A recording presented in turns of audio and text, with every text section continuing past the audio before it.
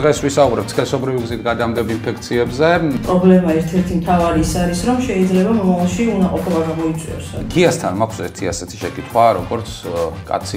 ისეთი მრისხანე მზერა მისი თანხლებისგან, რომ როგორ ვაკადრე ამ კონკრეტულ შემთხვევაში შენი როგორც ექიმის ვალდებულება, როგორი ახლა იტყუები?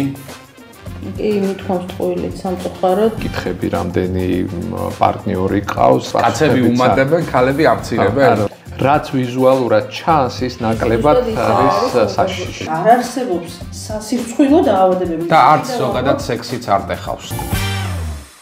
ისე კვლევა რო ჩატარდეს, ჩემი აზრით, მგონია, რომ აი საქართველოში ძალიან ბევრმა ადამიანმა პრეზერვატივის გამოყენება შეიძლება არ იცოდეს. კი, ალბათ მასე იქნება, იმიტომ რომ უამრავ ქვეყანაში სკოლიდანვე ასწავლიან ბავშვებს და აქ შეუძლებელია ფაქტიურად, იმიტომ რომ ეგ არის პრობლემა არის რეალურად. ამის მეორე მომენტიც არის, რომ პრეზერვატივიც 100% ყველა სქესობრივი გზით გადამდები ინფექციისგან არ გიცავს, ხო? ეს 100%-იანი დაცვაც არ აქვს. კი, რას ფიქრობ? კი ბატონო, განსაკუთრებით გამოვარჩევთ ისეთ ინფექციებს, როგორც არის პაპილომავირუსული ინფექცია და ჰერპესი. ხო, კიდე იცი რა არის? ის რა ქვია, ხალხს გონია, რომ ორალური სექსით სქესობრივი გზით გადამდები ინფექციები ნაკლებად გადადის და ამაზეც ვისაუბროთ, ხო? კი, მოცემად ვისაუბროთ. დავიწყოთ? დავიწყოთ, კი. დავიწყოთ? დაწყებული გაქვს ჩაწერა? კი. კარგი, მაშინ დღეს ვისაუბრებთ სქესობრივი გზით გადამდებ ინფექციებზე. ჩვენი პოდკასტის სპონსორი არის კლინიკა ნეოლაბი. ძალიან საინტერესო საუბარი გვექნება, იმიტომ რომ ამ დაავადებებს ძალიან დიდი სტიგმის შლეიფი დასდევთ თან და ძალიან ხშირად თვითმკურნალობას მისდევენ ხოლმე ადამიანები და სწორედ აი ამ სტიგმებზე, მკურნალობის თავისებურებებზე და დიაგნოსტირებაზე ვისაუბრებთ დღეს.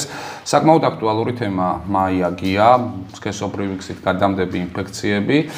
და ხო, მთელ მსოფლიოში მაინც მეტნაკლებად ტენდენცია მიდის კლებისკენ, თქვათ, ქცევის წესის შეცვლიდან გამომდინარე, საქართველოში ხომ არ გვაქვს რაიმე ტიპის ეპიდემიოლოგიური სურათი, როგორ არის თუ არის ხოლმე უცბად ასრულების ზემოთ, მე ქვემოთ ჩამოსვლები თუ აი როგორი არის პაციენტების მომართვიანობა ამ თვალსაზრისით.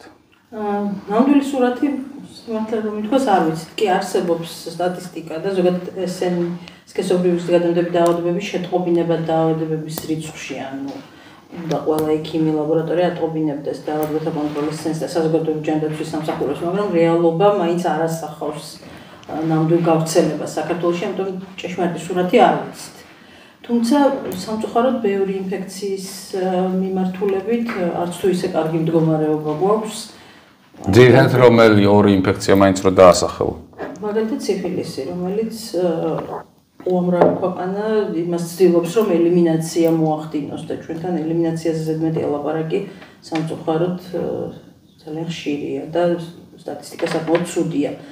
ქლამიდია მაგალითად, არ ვიცი, ალბათ გამიჭირდება რომელიმეს კონკრეტულად გამორჩევა, გონორეა და ასე შემდეგ, მაგრამ ამ შემთხვევაში მე იმის თქმა მინდა, რომ ეს თემა არის ძალიან მნიშვნელოვანი, თან თუ გავითვალისწინებთ მასთან ასოცირებულ სტიგმას, რითიც დაიწყე შენ, იმიტომ რომ ადამიანებს არ უნდათ გამხელა და ეძებენ რაღაცა ისეთ მკურნალობის საშუალებებს, რომ თქვათ არ ეუბნებიან ოჯახის წევრებს, განსაკუთრებით აი მოზარდები, თინეიჯერები, რომლებსაც თქვათ არ არიან კარგად მომზადებულები სწორად სქესობრივი აქტივობის დაწყებისთვის და ხშირად ზუსტად ამასაკში ხშირია სქესობრივი გზით გადამდები ინფექციები და როცა სიმპტომები აქვთ არ ეუბნებიან მშობლებს და ეძებენ რაღაც თავიანთ თანატოლებში რჩევებს და ის ერთმანეთს ურჩევენ რაღაც გაურკვეველ ანტიბიოტიკებს და ხშირად არაკეთილსინდისიერი მკურნალობის მსხვერპლები ხდებიან და მე ეს ბევრ პრობლემას იწვევს, არა მარტო იმას, თვითონ ამ ადამიანის შემთხვევაში, რომ შეიძლება დაავადება გართულდეს და არასწორად მოხდეს მკურნალობა, წამლების მიმართ რეზისტენტული ფორმების ჩამოყალიბებაში და სამომავლო შედეგებში. მთავარია ის სქესობრივად გადამდები ინფექციების პრობლემა ერთ-ერთი მთავარი ის არის, რომ შეიძლება მომავალში უნაყოფობა გამოიწვიოს, რაც. და ბევრი სხვა გიასთან მაქვს ერთი ასეთი შეკითხვა, როგორც კაცი კაცს მინდა კითხვა, შენ მკვლევარიც ხარ და დაახლოებით აი სტატისტიკა, ამის კვლევა არ ჩატარებულა, მაგრამ საქართველოში მამაკაცების რა პროცენტს ექნება ცხოვრებაში ერთხელ გადატანილი გონორეა, რასაც ჩვენ ტრიპერს ვეძახით. შენი აზრით. საკმაოდ მაღალი პროცენტი შეიძლება წარმოვიდგინოთ, ალბათ 30%-ს დავასახელებდი მე. მე მგონია რომ უფრო მეც ექნება ტრიპერი გადატანილი, ვიდრე 30%. შენ რას ფიქრობ? მაგ სიტუაციას ნოიხმართ ხო აღარ კაი, გონორია. კი ბატონო. შენი შეხედულებით? არ ვიცი სტატისტიკა, მაგრამ უბრალოდ ბევრი აი მე განსაკუთრებით თინეიჯერებში და ახალგაზრდებში გაიგოძებენ დილას, უცებ გამონადენი აქვს, ვარდებიან ისტერიკაში და რაღაცა გაურკვეველ მოქმედებებს იწყებენ ხოლმე. გაგთხოვთ ძალიან. ხო, სამწუხაროა რომ რეალური სტატისტიკა არ არსებობს, ვინაიდან უმრავლეს შემთხვევაში ეს ინფექციები ამ ინფექციების აღმოჩენა დიაგნოსტირება და შემდეგ კურნალობა მიმდინარეობს არაოფიციალურად, ასე ვთქვათ, აღრიცხვის გარეშე და ოფიციალურ სტატისტიკაში რასაკვირველია შემთხვევები არ იქნება. ეს უბრალოდ ჩვენი გამოცდილებიდან, ასე ვთქვათ, იგივე დამცავი საშუალებების პრეზერვატივების გამოყენების სიხშირიდან გამომდინარე შეიძლება ვიფიქროთ, როგორი არის ასეთი ინფექციების გადაცემის რისკი და გავრცელება.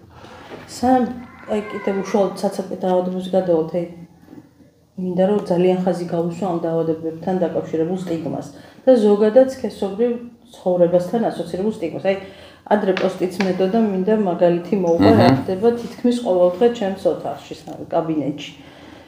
ხშირად ჩვენთან ხო ეს დიდი პრობლემაა, რომ პაციენტს დაყვება 1, 2 და 3 და 4 ადამიანიც.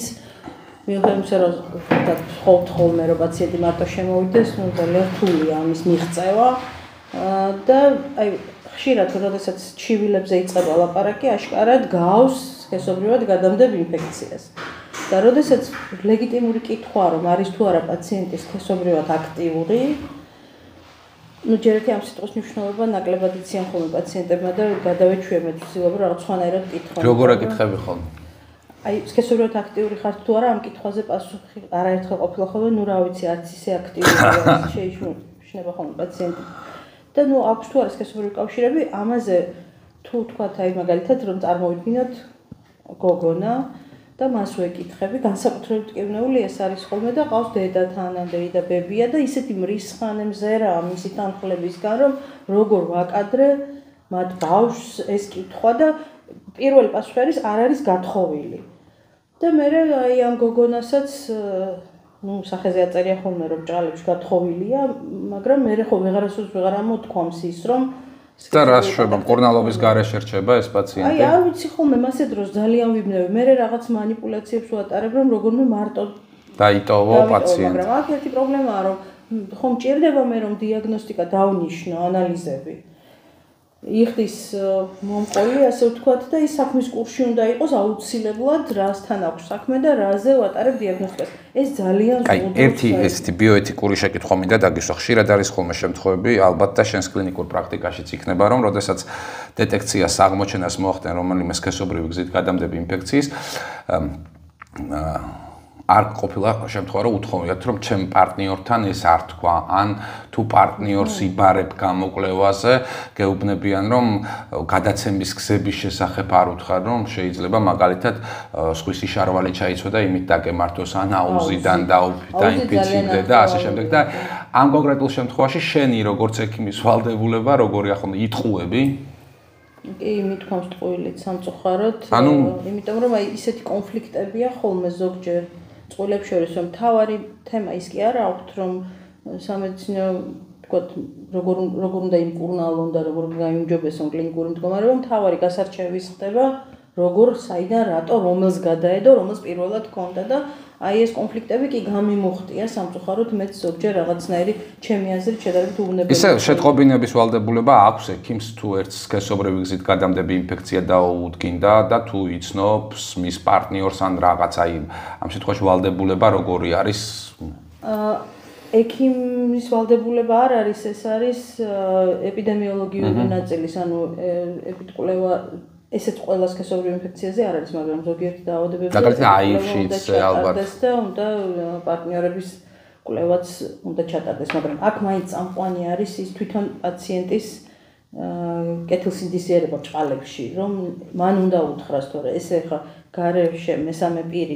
ვერასოდეს ვერ გადაწყვეტს ამ საკითხს და კონტაქტებს ვერ მოიძიებს. თავარი არის აქ კომუნიკაცია თვითონ პაციენტსა და მის პარტნიორებს შორის. როდესაც პარტნიორების რაოდენობა საკმაოდ მრავლად არის, აი მაშინ ხდება ხოლმე პრობლემა, იმიტომ რომ ხშირად არ უმხელენ მოკლედ თავენ პარტნიორებს სამწუხაროდ და მე რო წარმოვიდგენთ ხოლმე იმის იქით-კიდე რამ ხელა ჯაჭვია, იმათი ოჯახი, იმათი ვთქვათ კიდე სხვა პარტნიორები და ასე შემდეგ, მაგრამ ნუ სამწუხაროდ აქ ხარ ჩვენ ამას ვერ შევცვლით. კიდევ ვიმეორებ თვითონ ინფიცირებულის კეთილსინთეზიერებაზე ვართ მთლიანად დამოკიდებული. მთელი მცდელობა იყო მსოფლიოში სხვადასხვა ტიპით მიდგომოდნენ ამ სქესობრივი ინფექციების, სქესობრივად გადამდები ინფექციების დროს პარტნიორების კვლევას. მაგალითად, ამერიკის შეერთებულ შტატებში ესეთი მიდგომაც იყო, რომ ატანდნენ რაღაც მედიკამენტებს, რომ შენს პარტნიორებს მიეცი ესე პირდაპირ, იმიტომ რომ თვლიდნენ, რომ პრევენციული სახის მკურნალობა. ამაზე სადავო იყო, დღემდე დავა, რომ ეს მიდგომა სწორია თუ არ არის სწორი, მაგრამ იმის თქმა მინდა, რომ ყველგან ეს პრობლემაა, რომ კონტაქტების მოძიება არც ისეთი ადვილი საქმეა, იმიტომ რომ ძალიან სტიგმატიზებულია ეს დაავადებები და ეს ძალიან გვიშლის მათ მართვაში ხელს. გია, მოდი ჩამოვთვალოთ ხო რა ტიპის სქესობრივი გზით გადამდები ინფექციებზეას უნდა ვისაუბროთ და კიდევ აი მაია შენახსენე რომ სქესობრივად აქტიური ტერმინი ხო, ანუ ეს არის ადამიანი, რომელსაც აქვს სექსი ხო? აქ სიხშირეზე, აქტიურობა სიხშირეზე არ აქვს, ანუ სექსი ვისაც აქვს პოტენციურად და თან თუ აქვს დაუცველი სექსი, პოტენციურად ის რისკის ქვეშ არის, რომ კონდეს რაღაცა ტიპის სქესობრივი გზით გადამდები ინფექცია და აქვე ისიც ვთქვათ, რომ არც ერთი დაავადება საარსირცხვილო არ არის. ჩემი აზრით და დაავადებებს ჩვენ არ ვირჩევთ, დაავადებები გვირჩევენ ჩვენ და ყველა ადამიანის ცხოვრებაში შეიძლება დადგეს ერთხელ მომენტი, რომ დაემართოს სქესობრივი გზით გადამდები ინფექცია და კიდე ერთი საზოგადოებაში გავრცელებული ამბავი არის ის, რომ ისეთი სუფთა ადამიანია, იმას ის არ ექნება, ესე სახეზე შეხედვით ვერავის ვერასდროს ვერ შეატყობს, მას რა შეიძლება ჭირდეს. კი, ისე ზოგადი ტენდენცია, სამწუხარო ტენდენცია ჯერჯერობით, რომელიც ნარჩუნდება, ეს არის სქესთა შორის განსხვავებული დამოკიდებულება, მაგალითად მამაკაც, როდესაც ეკითხები, რამდენი პარტნიორი ყავს, როგორ წესი გადაჭარბება. უფრო კაცურია თუ ბევრს გეუბნება. თუ ბევრს იყვის, ნუ როგორ წესი არის გადაჭარბებული შეფასება, ნუ ახლა როცა მიდგება საქმეზე, უკვე ეს მცირდება და ნუ ვისაც უნდა თქვა შეატყობინოს რეკომენდაციას როცა ვაძლევ რომ უნდა შეატყობინოს, უკვე მცირდება რეალური რაოდენობა, მაშინ როდესაც ქალბატონების შემთხვევაში პირიქით არის ზოგჯერ ესეთი საინტერესო კაცები უმატებენ, ქალები ამცირებენ. ანუ კითხვა არიც ქონდა ერთხელ ერთ-ერთი კვლევის ფარგლებში, რომ ეკითხებოდით ქალებს, რომ რამდენი სქესობრივი პარტნიორი ყავთ, ეწერა 0 და ამ დროს გათხოვილი იყო ეს ქალბატონი, ანუ თავის მეუღლეს არ აღიქვამდა სქესობრივ პარტნიორად. ანუ აქ ამ შემთხვევაში პირიქით შემცირებისკენ არის ტენდენცია. რაც შეეხება სქესობრივი გზით გადამდები ინფექციების სპექტრს, საკმაოდ ფართო სპექტრია. აქედან პირველ რიგში უნდა აღინიშნოს საივ ინფექცია, შიცი, რომელიც დღეისათვის კვლავ რჩება ძალიან მნიშვნელოვან გამოწვევად. სქესობრივი გზით გადაეცემა, ასევე გაგიკვირდებათ ალბათ ბევრს ბ და c ჰეპატიტებიც. მართალია ეს გზა შედარებით უფრო ნაკლებია ვიდრე. მაგრამ ბ-ს საკმაოდ მაღალი აქვს, სქესობრივი გზით გადამდები 30%. C-ს ძალიან დაბალი, მაგრამ მაინც აქვს. და აივს კიდე უფრო დაბალი თუ არ ვცდები, ხო? არა, ამ შემთხვევაში C-ს უფრო დაბალი აქვს სამეულში. B-ს უფრო მაღალი აქვს თუ აივს? B-ს რასაკვირველია, B ყველაზე უფრო მაღალი გადამდებობით გამოირჩევა უბრალოდ. ყველა გადაცემის გზაში ჭალებში ლიდერია, ასე ვთქვათ, ყველა გზით უფრო ადვილად გადადის. ასევე მნიშვნელოვანია აი ცალკე ორი ინფექციას გამოყოფენ ხოლმე ხშირად, აი სკრინინგული მიდგომებისთვის ქლამიდია და გონორეა, ეს არის თქვათ ის ინფექციები საკმაოდ ინტენსიურად ვრცელდება ხოლმე და შესაბამისად მათი კვლევა ზოგჯერ იგეგმება ხოლმე ესეთი სკრინინგულ პროგრამებში ერთობლივად. მიკოპლაზმა, ურიაპლაზმა, ესეთი მცირე ზომის უჯრედში და ინფექციებს რასაც ვეძახით.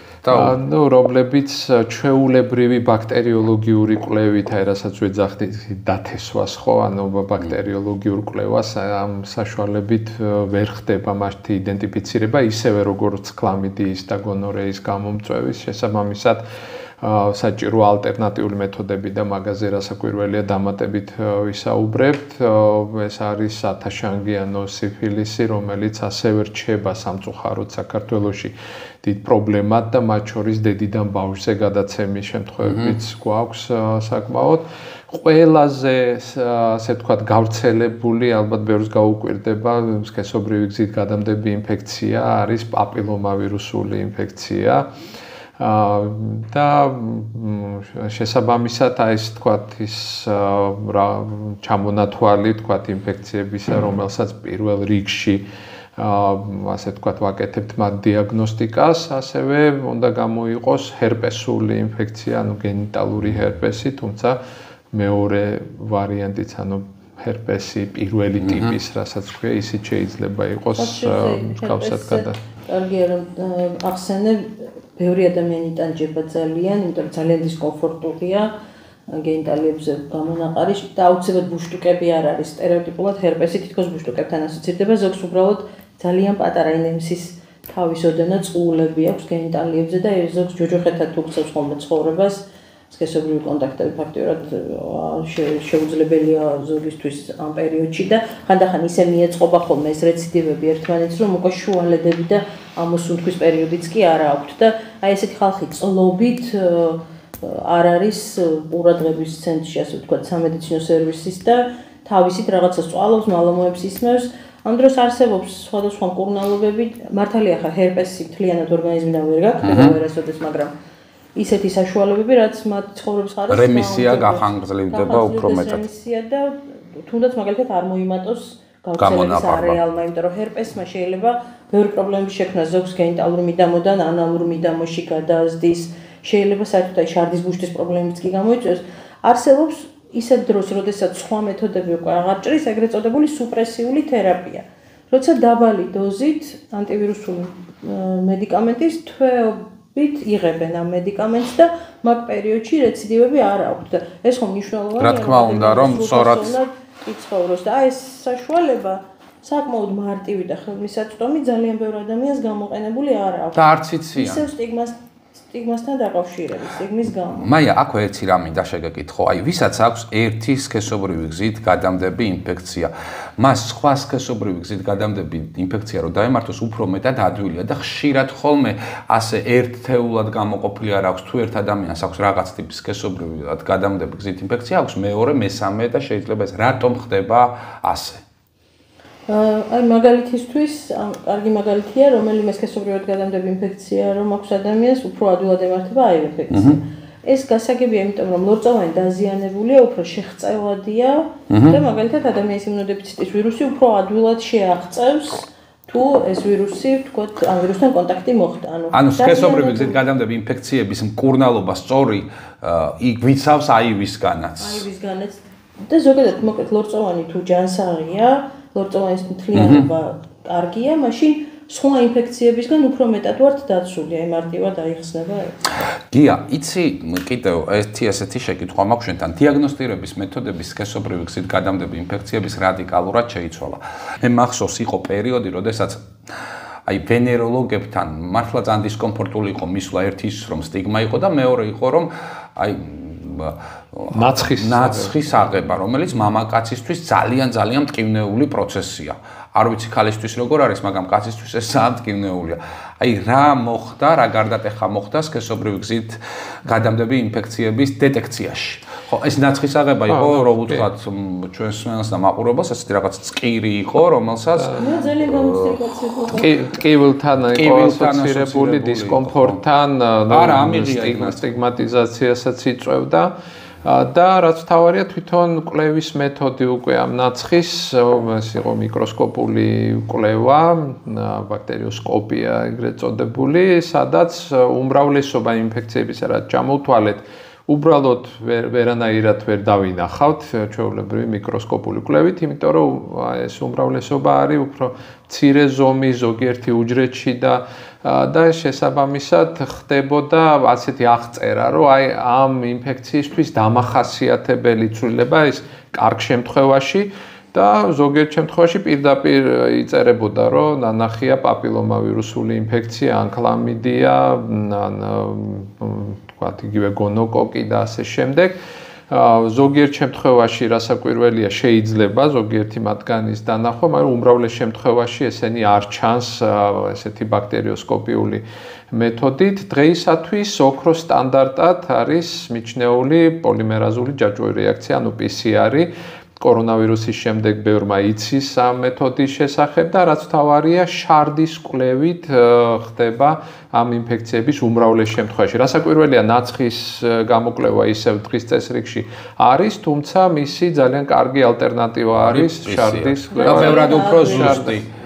და თან ამ პანელებში 1 და 2 კი არ იკვლევ, ანუ აი ამ PCR-ით შეიძლება მაგალითად 13 სქესობრივ 12 სქესობრივი გზით გადამდები ინფექციაზე ერთი შარდის ულუფით სრულად მოახდინო ყველაფრის დეტექცია ფაქტობრივად. მულტიპლექსური კვლევა ქვია მას, როდესაც ერთ და იგივე სინჩში, მაგალითად შარდის ნეოლაბში გაქვთ თქვენ. კი ბატონო, ნეოლაბშიც გვაქვს მთელი სპექტრი ყველა თქვათ რაც ადამიანებს. იმიტომ პირველი კითხვაა გაქვთ ხოლმე, რომ ნაცვლი უნდა ავიღოთ თუ არა და როდესაც ფუნჯი უნდა თავაზობენ. ისედაც მარტო ფუნჯზე და მტკივნეობაზე არ არის გარკვეულწილად რაღაცნაირად ემოციურადაც დისკომფორტი. ამასაც თავისი მომზადება ჭირდება ამ შარდის აღებასაც, ესეც უნდა ვთქვათ, იმიტომ რომ ანუ სხვა შარდის ანალიზებს სხვანაირი მომზადება ჭირდება და როდესაც სქესობრივი გზით გადამდები მომზადებაც არ ჭირდება, ანუ თქვათ ესეთ ჰიგიენური ნორმების დაცვა ამას არ უნდა, უბრალოდ 2 საათის მოუშარდავი უნდა იყოს ადამიანი და მაინც სულ ახალი დაბანილი არ უნდა იყოს, როცა და პირველი ულუფა უნდა იყოს შარდის, ხო? აქ დაბინძურების პრობლემა არ გვაქვს, იმიტომ რომ PCR მეთოდი არის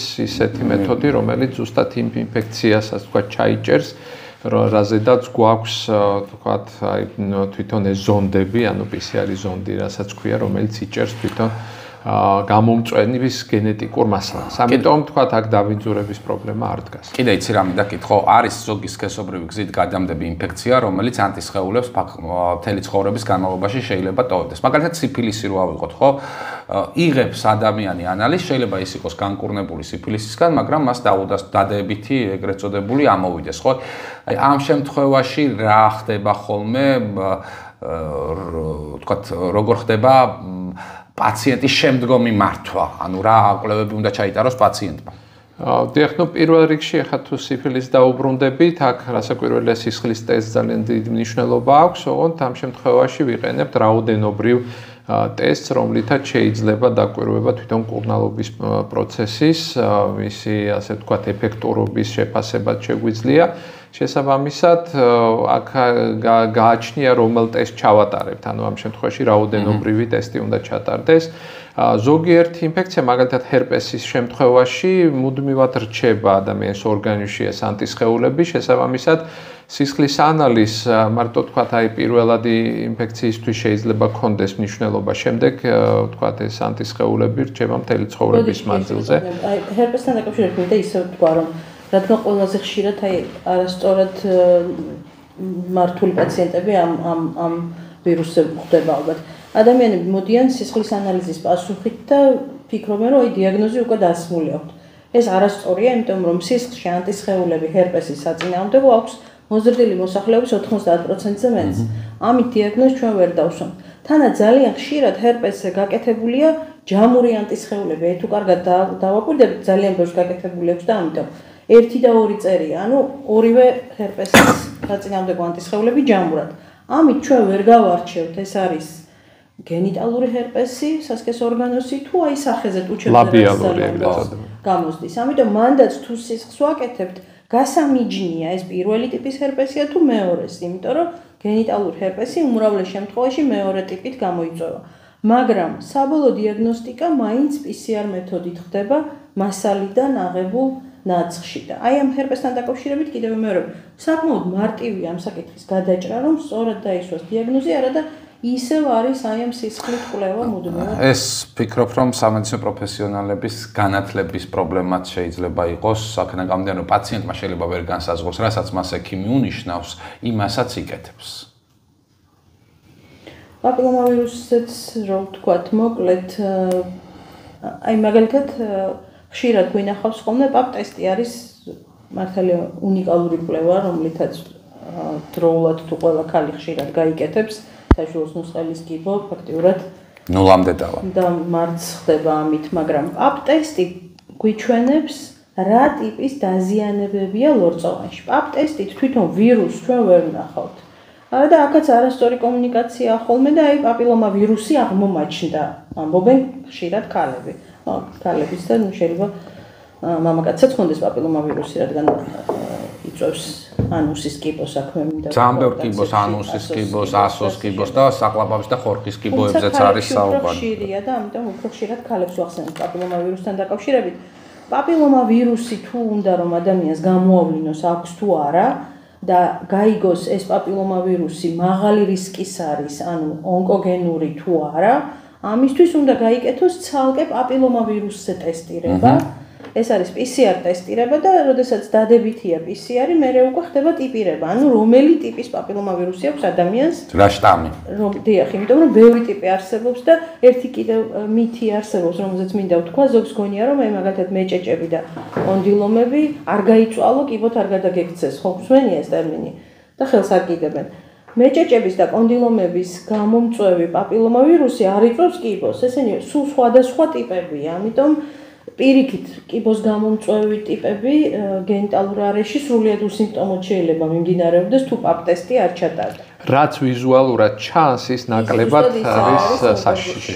რაც არ ჩანს ეს არის უფრო საშიში ამ შემთხვევაში. და პაპილომა ვირუსის დიაგნოსტიკა კიდევ მეორე უნდა მოხდეს ცალკე თვითონ ვირუსზე და მხოლოდ პაპ ტესტი საკმარისი, თუმცა პაპ ტესტი უნიშნულოვანესი კვლევაა და ის ადგენს კიდევ მეორე უკვე ლორწოვანში ხომ არ არის განვითარებული კიბოსთვის დამახასიათებელი. თუმცა პაპ ტესტში არ ჩანს თვითონ ვირუსი. ვირუსი გამოვლინდება PCR მეთოდოლოგიით. მოდი პრაქტიკული სახე რომ მივცეთ ჩვენ საუბრებს ორივესთან მექნება შეკითხვა. შენ მამაკაცების რაკურსით დაგისვა, შენ ქალების. აი კაცი, მამაკაცი როდის უნდა დაეჭვდეს რომ მას შეიძლება კონდეს სქესობრივი გზით გადამდები ინფექცია და შემდგომ ანუ იგივე მითხარი ქალსაც. დიახ, უმრავლეს შემთხვევაში ეს არის წვის შეგრძნება, შარდვის დროს, ტკივილის შეგრძნება, ასევე გამონადენს უნდა მიაქციონ ყურადღება პირველ რიგში თუ არის თეთრი ფერის, ან შეიძლება იყოს ამ შემთხვევაში შემღვრეული თუნდაც თქვათ შარდის კონსისტენციას თუ შეხედავს, ძირითადად ეს სიმპტომებია, რომლებიც ყველაზე ხშირად არის მამაკაცის შემთხვევაში. შენც ისე დავყავი პაციენტები როგორც აკეთებენ, მოდიან ხოლმე და კაცი უროლოგი მინდა. ქალი ინფექციონისტი თუ შესთავაზეს ხოლმე კატეგორიულად წინააღმდეგი არიან, ამ დროს ჩვეულებრივად მართვადია კაცი უროლოგის გარეშეც. შენც ეგრე დავყავი ხა ქალის სიმპტომები და კაცის სიმპტომები. და ქალებიც ხშირად ითხოვენ აუცილებლად ქალ ექიმს. ხო და ჩვენც მომხმარებლის მოთხოვნას დავემორჩილეთ. ქალებში განსაკუთრებით ხშირია გამონადენი, ისე პრინციპში დაახლოებით ერთ იგივე ჩივილები, წვა, ზოგჯერ შეიძლება სრულიად უსიმპტომოდ მიმდინარეობდეს. სპეციფიკური სუნი თუ აქვს. სუნი, მაგალითად, აი თევზის სუნის მაგვარი გამონადენი ახასიათებს ბაქტერიულ ვაგინოზს. თეთრი ხაჭოსებრი გამონადენი ეს ძალიან ხშირია, აი მოზრდილი ქალების ნახევარზე მეც. ხო, დღეს არ ვისაუბრეთ სოკოვანი და სოკოვანი ერთ-ერთი ყველაზე ხშირია. პოდკასტი იმსახურებს სოკოვანი ინფექციების ზოგადად და მათ შორის გენიტალური სოკოებიც და აქაც საკმაოდ ხშირი შეცდომებია ხოლმე. აი მაგალითად ქლამიდიოზი იგივე გადაღებული ხშირად ვიმეორებთ, იმიტომ რომ ერთ-ერთი ყველაზე გავრცელებული სქესობრივად გადამდები ინფექციაა, ძალიან ხშირად სრულიად უსიმპტომოდ მიმდინარეობს, სამწუხაროდ შეუმჩნეველი რჩება ქალებისთვის და არადა შეუძლია გამოიწვიოს მომავალში ზოგადად მამაკაცებში გაცილებით უფრო ხშირად მიმდინარეობს ეს ინფექციების სიმპტომებით, ქალებში გაცილებით უფრო ხშირად მიმდინარეობს უსიმპტომოდ.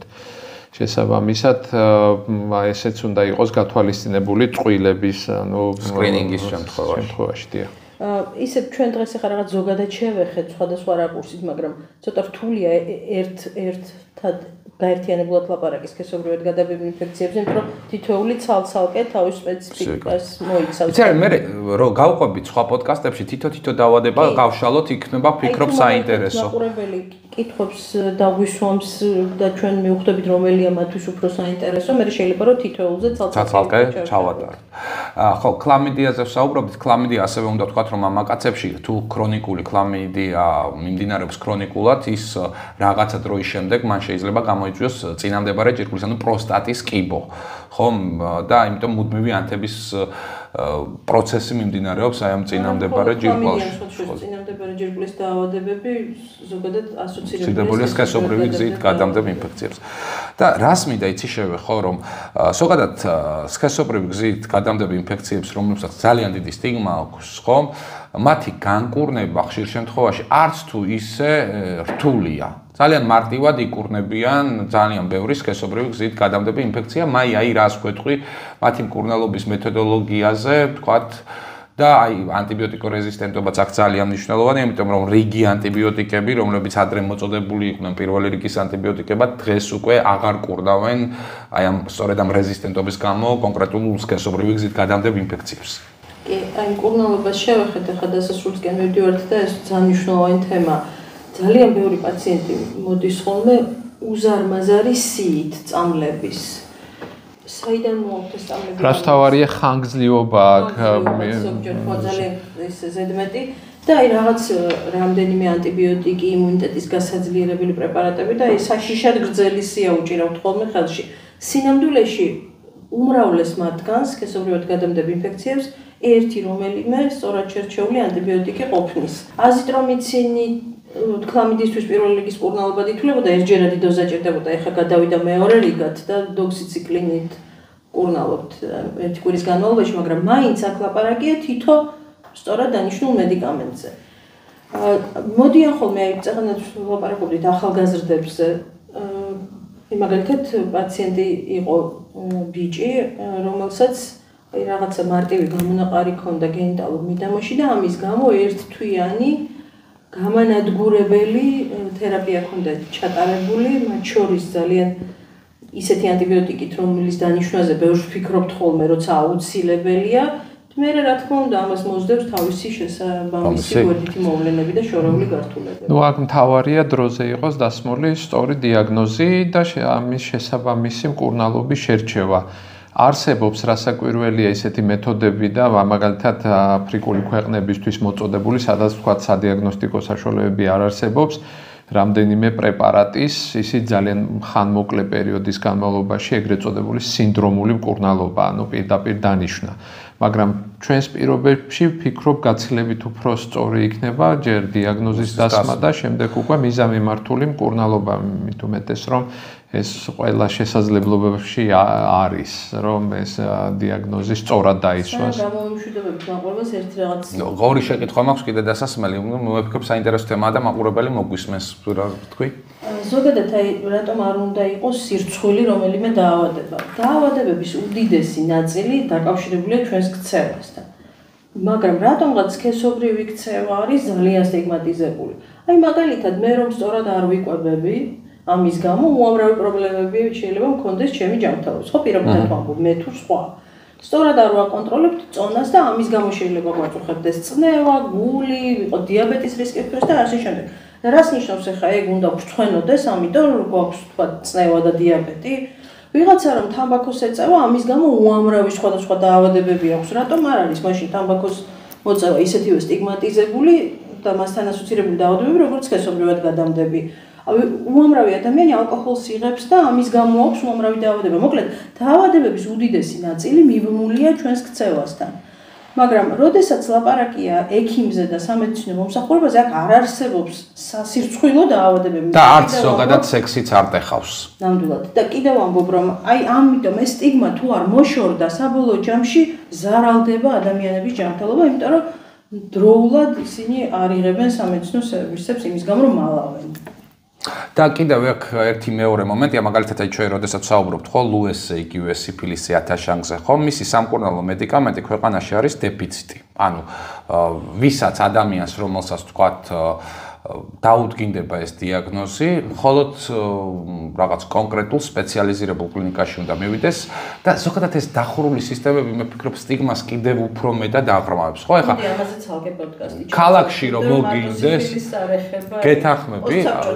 ეს სტრუქტურა ჩვენი სამედიცინო სერვისების ძალიან უშლის ბევრი. აუცილებლად ამაზე ჩავწეროთ, მაგრამ აი ქალაქში რო დაგჭირდეს მაგალითად პენიცილინის, იმ სპეციალური პენიცილინის შეძენა, რომელიც სიფილისის სამკურნალო მედიკამენტია, ძალიან რთულია. ну სამწუხაროდ ეს მხოლოდ ამ ფორმულირებაზე ამ ასე ვთქვათ პრეპარატზე არ არის საუბარი, ძალიან ბევრი პრეპარატი არის შოება ოფიციალურად აფთიაქებში და უნდა ეძებონ შავ ბაზარზე, რაც აი წარმოუდგენელი სირცხვილია ისეთი ქვეყნისთვის, როგორც არის საქართველო, სადაც აფთიაქების ქსელი ასე კარგად არის განვითარებული, თუმცა მასში ვნახულობთ და იგივე პრეპარატებს და ხშირ შემთხვევაში ძალიან ბევრი საჭირო პრეპარატი არ არის ხელმისაწვდომი. ეს ძალიან დიდ პრობლემებს გვიქმნის ექიმებსაც და ნუ პირველ რიგში პაციენტებს. და ბოლოსკენ რო წავიდეთ, კიდევ თვითმკურნალობის პრობლემები, ანუ ეს ჭრილოვანი მკურნალობა ამ სქესობრივი გზით გადამდები ინფექციების ერთ-ერთი დიდი გამოწვევაა ქვეყნისთვის, იმიტომ რომ მკურნალობას რო იწყებს ადამიანი, მკურნალობის შემდეგ მას ჭირდება მონიტორინგი, რამდენად სწორად წარიმართა მკურნალობა, რამდენად იყო შედეგიანი და ასე შემდეგ, იმიტომ რომ ხშირ შემთხვევაში თვითმკურნალობის ფონზე ეს ადამიანები აი ამ მონიტორინგის გარეშე რჩებიან ხოლმე, რამაც შეიძლება ბევრჯერ ქრონიზაცია განაცდევინოს დაავადებას. თვითმკურნალობა სქესობრივად გადამდებარე დაავადებებზე ერთ-ერთი ყველაზე ხშირია. ზოგადად თვითმკურნალობა დიდი პრობლემაა. მეზობელმა მირჩია, მეგობარმა მირჩია, იმას მოუხდა, მე მომიხდა, ეს მომიხდა სიტყვა აღარ უნდა იხმარებოდეს წამლებზე, რაც ნიშნავს მომიხდა. და სქესობრივად გადამდებარე ინფექციებზე ისევ და ისევ სტიგმის გამო, რომ ადამიანებს არ უნდათ გამხელა და არ უნდათ სამედიცინო დაწესებულებაში მისვლა, ხშირად იტარებენ თვითმკურნალობას, არ არის სიმპტომებით ერთმანეთისგან გარჩევა ფაქტიურად შეუძლებელია, ხო? ექიმის მიერაც კი შეუძლებელია, არის გამონადენი, რის გამოა, ხო უნდა დადგინდეს ჯერ და რომელი მკურნალობა ჭირდება. თვითმკურნალობით, რა თქმა უნდა, ბევრი დაზარალებული ადამიანი არსებობს. ხო, ანუ ჩვენი დღევანდელი სათქმლის მიზანიც იყო ის, რომ ანუ ყველა ადამიანმა უნდა შევებრძოლოთ განსაკუთრებით ექიმები და ზოგადი პოპულაციაც, რომ სტიგმა იყოს სქესობრივი გზით გადამდებ ინფექციებზე დაძლეული, იმიტომ რომ ეს არ არის სირცხვილი, ყველა შეიძლება რაღაცა დროს რაღაცა დაემართოს, ხო? და ისევ შენ როგორც ვიყო, ცხოვრების წესიდან გამომდინარეობს მართალია, მაგრამ ანუ შემთხვევები და ვერ იტყვი, რომ იმას ეს არ დაემართება და ამას ეს არ დაემართება, არც ესეა და ამიტომ სტიგმა უნდა იყოს დაძლეული და მივიდნენ ექიმთან და იმკურნალოს და უმეტესი სქესობრივი გზით გადამდები დაავადება ძალიან მარტივად იკურნება და სრული გამოჯანმრთელება დგება. აი სიფილისი მარტივად იკურნება, თქვა გონორია, რომელზეც გონორია საერთოდ ერთი ინექცია ჭირდება, ხო? ხოლო და სიფილის გააჩნია სტადია ან 1 ან 3, ხო? ამიტომ ხომ კარგია რომ საზოგადოებრივი განათლება იყოს ძალიან მაღალი ამ სქესობრივი გზით გადამდებ ინფექციებთან დაკავშირებით და ხო შენ დავიდან განათლებაზე როდესაც საუბრობდით, განათლება მაინც ყველაფერს შველის და ყველა სტიგმას ანგრევს. სკოლიდანვე უნდა დავიწყოთ. ფიქრობ საინტერესო გამოვიდა რა? იმედი მაქვს. იმედია რომ რაღაც ახალიც იყო ამ ჩვენ პოდკასტში, რომელიც გაიგო მაყურებელმა და წაადგება ყოველდღიურ ცხოვრებაში. მოდი მოვუწოდოთ რომ გამოიწერონ ჩვენი არხი ჯანმრთელობის მატრიცა და დაგვალაიქონ, იმიტომ რომ ყოველ კვირას ჩვენ ძალიან საინტერესო თემებს და კომენტარებში მოგწერონ კონკრეტულად უფრო მეტად რა ინტერესებთ, რომ ჩვენს შემოგვიყალიბდეს აზრი, რა მიმართულებებია საინტერესო. კი, მოგწერეთ თქვენი აზრი, ჩვენთვის არის ძალიან მნიშვნელოვანი, აუცილებლად. რატომაც მეგონა რომ კამერა იქ იყო და სულ იქით ვიხედებოდ. ხო, მოგწერეთ თქვენი აზრი, ჩვენთვის არის ძალიან საინტერესო. ეს იყო პოდკასტი ჯანმრთელობის მატრიცა. გაგამშვიდობებით, მომდევნო ორ შაბათამდე. კარგად.